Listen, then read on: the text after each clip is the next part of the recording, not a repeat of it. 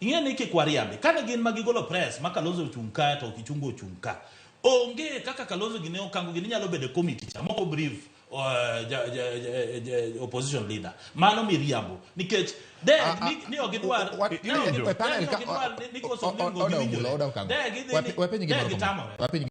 iparo niya gi pachi kata gi pachi Omulo itemo wacho ni nitiere gray area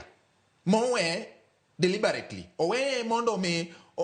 kik ne wuoye mondo ji owinjre mondo tere ne jotelo ariyogi ok owe deliberately ma reality mokwongo wach cost of living en jukumu kata prerogative mar government moyier gi jopiny to wan wasemiyo gi plan mar duoko ngima piny mbolea nwatero wagolo 6,500 waduoka 2,000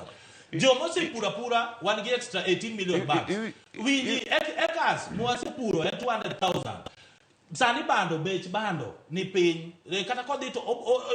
odok progressively koro mano nyiso ni wasetiegore wach mar chiemo to wach fuel ka wasenyisogi gimomiyo wadhi e G2G agreement nikech kae okano ginowe wagigoyo mar bilion 60 ing'eni sama wachulo gowi oko wachulo in dollars ing'eni gibiluongo national reserve kamoting'o pesa mar central bank otinga pesa in dollars gimoro 3 billion kata 4 billion kata in terms of gold to waonge reserve no onge mane kuna dollar ni malo kech okango ne ka eurobond gichulo koro bete gimo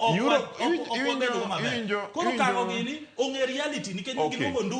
ndungu miyo gi plan mar Kenya Kwanza mar doko ngima chiero omiyo gi plan mar wach fuel gin gi wabunge dagi e kucho mondo gidhi wach fuel nyalo timo amendment e parliament koro gi wuojo giwacho ni gimo kelo liet ka ni joma ywak ka ging'eyo ni gini koro tek nikech onge position mag dhi Bati